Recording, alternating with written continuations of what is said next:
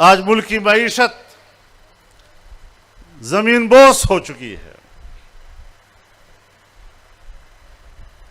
چین کی 70 سالہ دوستی جب معاشی دوستی میں تبدیل ہونے لگی اور چائنا نے جب دنیا سے تجارت کرنے کے لیے پاکستان کو اپنا گزرگاہ بنایا،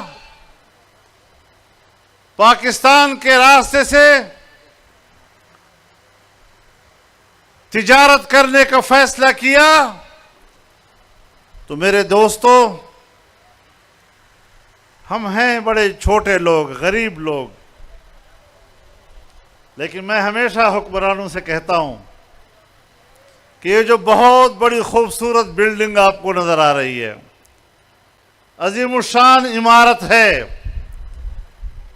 جس کے بارے میں کہتے ہیں کہ یہ تو زرداری صاحب نے بنائی ہے، یہ تو میاں نواز شریف صاحب نے بنائی ہے، اور اس میں کوئی شک نہیں ہے کہ چین کے ساتھ تجارتی تعلق یہ پاکستان میں غیر متنازع مسئلہ تھا. اس پر اپنے اپنے دور حکومت میں سب نے پیش رفت کی، لیکن 1995 میں جب میں فارن کمیٹی کا چیئرمین تھا اور چین کی دعوت پر میں نے اپنی کمیٹی کو وہاں چین لے گیا، تو پاکستان کے راستے سے تجارت کے لیے میں نے ان کو 7 دلائل دیے، اور آج بھی وہ ریکارڈ پر ہیں، اور پھر اسی پہ اتفاق رائے ہوا، اور آج یہ بہت بڑی بلڈنگ جو نظر آ رہی ہے، اس کی تہ میں جو روڑا اور سریا ہے وہ یہ فقیر فضل الرحمان آپ کے سامنے کھڑا ہے.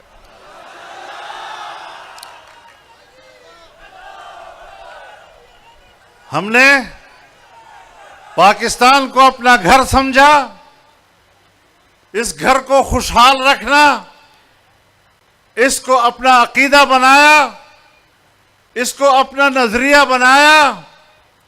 لیکن مجھے یاد ہے جمعیت علماء اسلام کے پشاور صوبے کے مرکز میں ایک کنونشن تھا 2017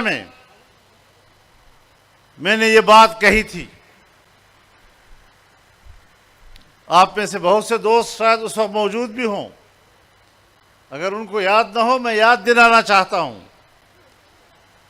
کہ میں نے کہا کہ امریکہ اور مغربی دنیا کی اس وقت ترجیحات یہ ہیں کہ دنیا میں ایک نئی جغرافیائی تقسیم پیدا کریں، ملکوں کو توڑیں، اور یہ صدی ان کے اسی ایجنڈے کی تکمیل کے لیے ہے.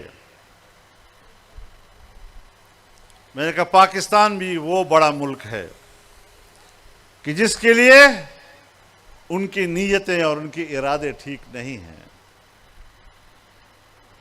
اور جب چائنا کے ساتھ ہم تجارتی تعلق بنائیں گے تو پھر یہاں پر ملک کو نقصان پہنچانے کا آغاز سیاسی عدم استحکام کے ساتھ ہوگا. ملک کے سیاسی نظام کو مستحکم رکھو، اسے نقصان مت پہنچاؤ، ورنہ اس کے بعد معاشی عدم استحکام کا دور آئے گا. ہماری بات کو صدا صحرا کی حیثیت دی گئی، پھر معاشی عدم استحکام کا دور چلا. پھر میں نے آپ کو یہ بھی کہا تھا کہ معیشت اس حد تک گر چکی ہے کہ آنے والی کوئی حکومت اب اٹھا بھی نہیں سکے گی. میاں شہباز شریف صاحب نے فرمایا کہ میں نے بطور چیلنج قبول کیا ہے، میں ملک کی معیشت کو اٹھاؤں گا، لیکن وہ نہیں اٹھا سکے. चाइना गए, आर्मी चीफ को भी साथ लेकर गए और पाकिस्तान में चाइना की सफारतकारी को बहाल करने के लिए उन्होंने चीन की हुकूमत को आमादा करने की कोशिश की। लेकिन उन्होंने एक ही बात कही कि आपके यहाँ सियासी इस्तेहकाम नहीं है और आपके यहाँ अमन व अमान की सूरत हाल ख़राब है। जब अमन व अमान की सूरत हाल ख़राब होगी तो यकीनन आपकी मईशत भी तबाह होगी। और जब आपने सियासी तौर पर मुल्क को कमज़ोर कर दिया, पहले भी हमारी सरमायाकारी ज़ाया हुई और अब दोबारा हम कैसे आएं? पहले अपने हालात तो ठीक करो। ये ऐसी बात नहीं जो मैं यहाँ आपके सामने पब्लिक में बात कर रहा हूँ। मैंने प्राइम मिनिस्टर की मौजूदगी में कौमी असम्बली के अंदर उनके सामने ये बात कही है और मैंने उनसे कहा, बसद एहतराम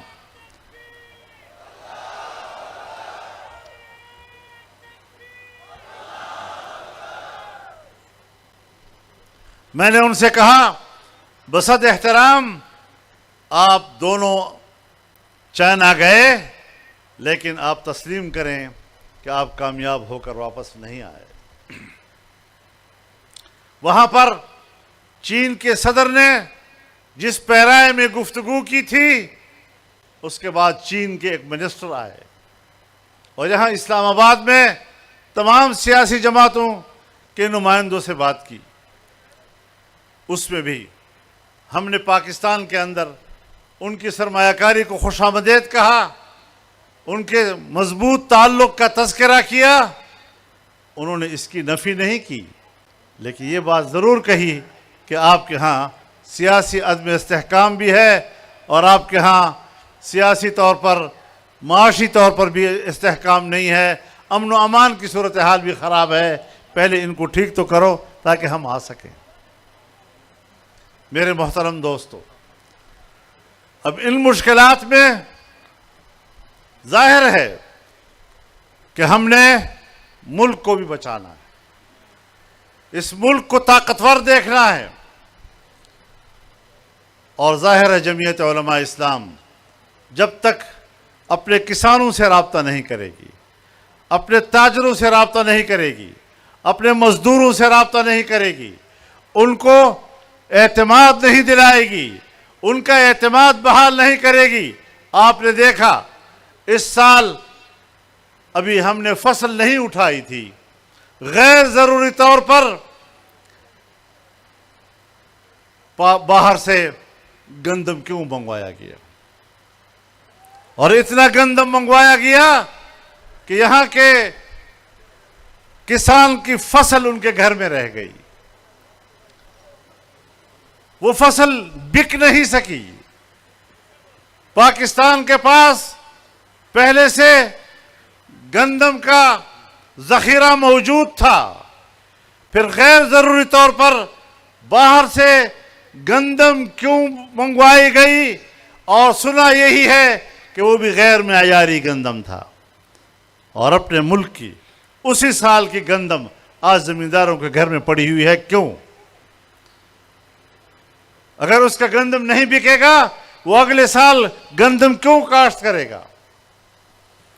ये होती है मुल्क की मईशत पर कुल्हाड़ा चलाना और मुल्क की मईशत को सहारा देने वाले किसान की कमर तोड़ना।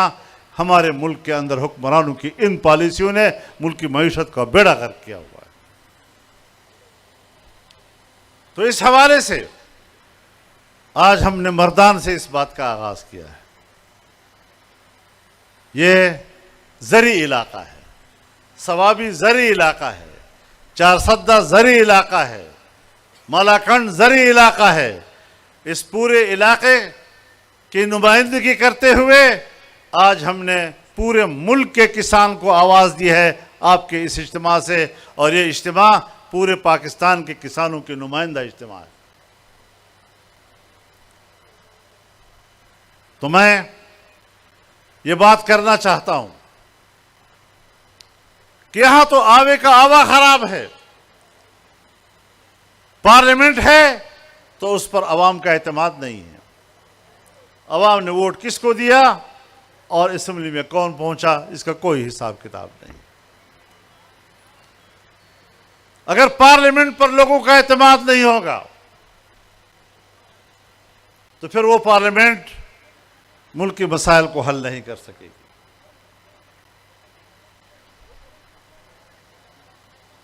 مذہب کو نشانہ بنایا جا رہا ہے.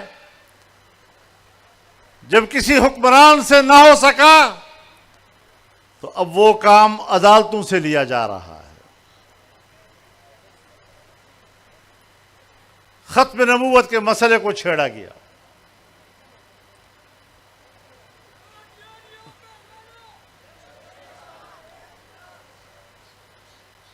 اگر کوئی سمجھتا ہے چاہے وہ جج ہو، چاہے وہ سیاستدان ہو، چاہے وہ جرنیل ہو، چاہے وہ حکمران ہو، کہ وہ پاکستان میں قادیانیوں کی پرانی حیثیت کو بحال کرے گا اور ان کو مسلمان کا سٹیٹس دوبارہ دے گا، انشاءاللہ ہماری لاشوں پر یہ ہو سکتا ہے. ہماری لاشوں کے اور زندہ انسانوں کے اوپر یہ فیصلے نہیں ہو سکیں گے. نعرہ تکبیر! دا قادیانیانو کم یو یار دے، دا امریکی چا کم یو یار دے.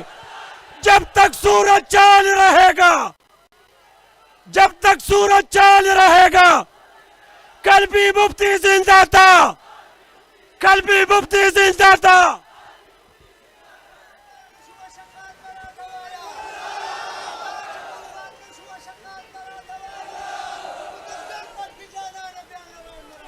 ماشاءاللہ ماشاءاللہ. انشاءاللہ اگر یہی جذبہ رہا، یہی شوق رہا، دنیا کی کوئی طاقت آپ کو شکست نہیں دے سکتی. انہوں نے مدارس پہ ہاتھ ڈالا ہے، قانون سازی کی ہے اور اپنے ناپاک ارادے پبلک کے سامنے رکھے ہیں. کس لیے رکھے ہیں؟ پاکستانی مسلمانوں کو خوش کرنے کے لیے. پاکستانی مسلمان اور عوام، ان کی ہمارے مقتدر قوتوں کی نظر میں کوئی حیثیت نہیں.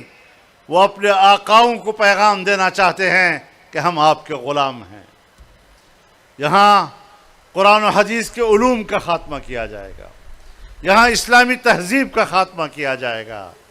تم نے امریکہ سے عہد و پیمان کیا کہ تم قرآن و حدیث کے علوم کا خاتمہ کرو گے، ان کے مدارس کا خاتمہ کرو گے، اسلامی تہذیب کا خاتمہ کرو گے.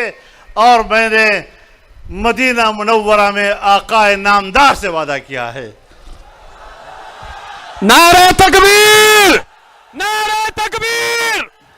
امریکہ کا جو یار ہے، امریکہ کا جو یار ہے، یہودیہ کو جو یار ہے، یہودیہ کو جو یار ہے، قائد جمعیت مولانا فضل الرحمان.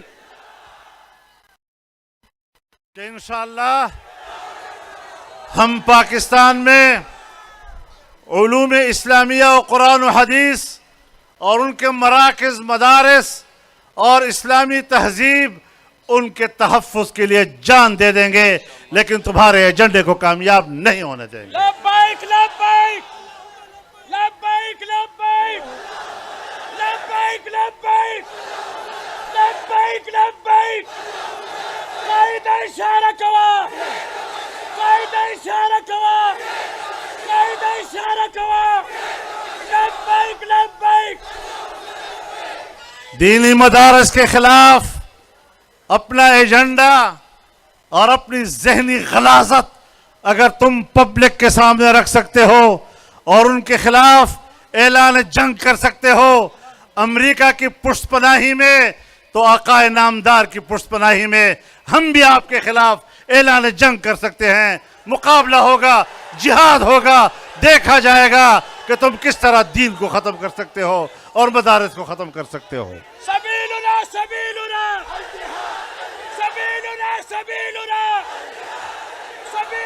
سبیلنا قائد اشارہ کوا قائد اشارہ کوا قائد اشارہ کوا. میرے محترم دوستو، میرے کسانوں، اسلام، علماء اور دین کے ساتھ آپ کے رشتے کو توڑا جا رہا ہے. آج عہد کریں کہ ہم اس رشتے کو مضبوط بنائیں گے. ہم زراعت کے شعبے کو بھی ترقی دیں گے، ہم ملک کی معیشت کو بھی مستحکم کریں گے، لیکن دین اسلام کا جھنڈا بھی بلند کریں گے. جمعیت علماء اسلام کو بھی طاقتور بنائیں گے تاکہ اس محاذ پر ہم ہر جنگ کامیابی کے ساتھ لڑ سکیں. ہم نے بندوق نہیں اٹھانی، ہم نے سیاسی جدوجہد کر دی ہے. اعلاء کلمت اللہ کے لیے ہر جدوجہد جہاد کہلاتا ہے. انشاءاللہ یہ راستہ ہم سب کا راستہ ہے. ہم نے جاگیرداروں کا مقابلہ کیا ہے، ہم نے جابر قوتوں کا مقابلہ کیا ہے، ہم ان کے پشپناہوں امریکہ اور مغربی دنیا کا مقابلہ کیا ہے. آج روس کو کیا شکست دی ہے؟ روس کو ہم نے شکست دی ہے. روس کو افغانوں نے شکست دی ہے، اپنے خون سے ان کو شکست دی ہے. امریکہ سمجھتا ہے کہ اب میری بالادستی آ گئی. سو آپ نے بھی آزما لیا، آپ نے بھی افغانستان پر حملہ کیا، 20 سال تک اپنا قبضہ رکھا، لیکن افغانوں نے آپ کے خلاف بھی جرت کے ساتھ اپنے خون کے نذرانہ پیش کر کے تمہیں اس سرزمین سے نکالا ہے. اگر تمہارا یہ خیال ہے کہ تم پاکستان میں آ کر مدارس کا خاتمہ کر سکو گے، خاطر جمع رکھو، تمہارا باپ بھی یہ مشن پورا نہیں کر سکے گا.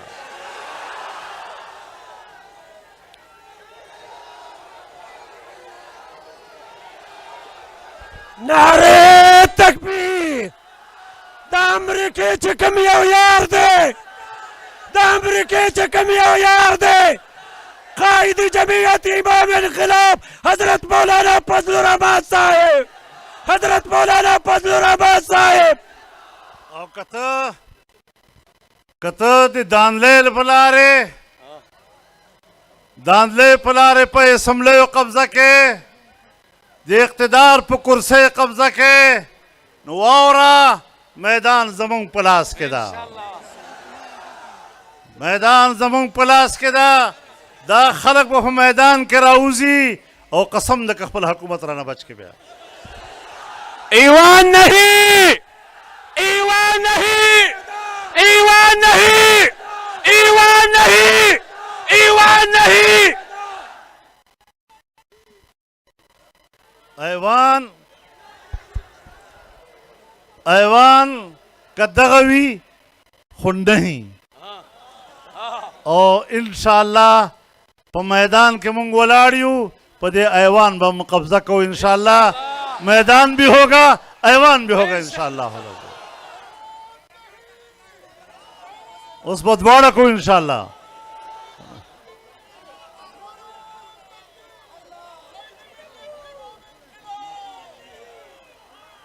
پا 2018 کے ایوان جوش منگ ناکام اکا.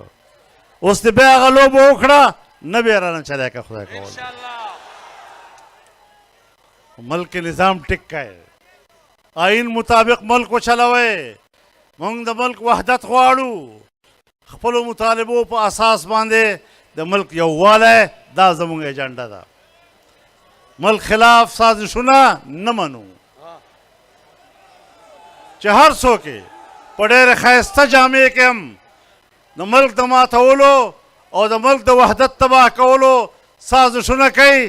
جمعیت علماء بے انشاءاللہ آگی تم پہ مقابلہ کے والا ہے.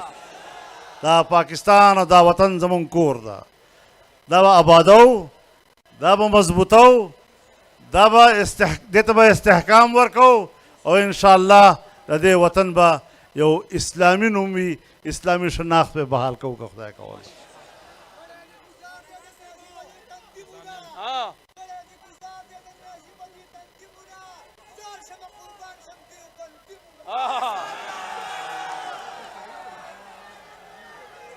تو انشاءاللہ دی مردان دیرو غیرت مندو، کسانانو، زمیندارانو، پختنو، مسلمانانو، په یو آواز شئ. جمعیت علما د پیغمبر پرچم پورته کړی ده. دې پرچم لاندې یو شئ. انشاءالله پاکستان کې به انقلاب راځي. د اسلام انقلاب به وي، د خوشحالۍ انقلاب به وي، د کسان انقلاب به وي، د مزدور انقلاب به وي، د تاجر انقلاب به وي، د غریب انقلاب به وي. دا ټولې نارې په تاریخ کې دروغجنې ثابتې شوې، لیکن جمعیت علما تجربه وکړله چې موږ په خپل منشور باندې عمل کولی شو او انشاءالله ثابتو به. الله دې زموږ مل شي او الله دې زموږ ملګری شي. الله چې ملګری وي د دنیا هېڅ قوت تاسو ته شکست نشي درکولی. واخر دعوانا ان الحمد لله رب العالمین. ملګری به ان شاء الله العزیز منځ بدل تکو.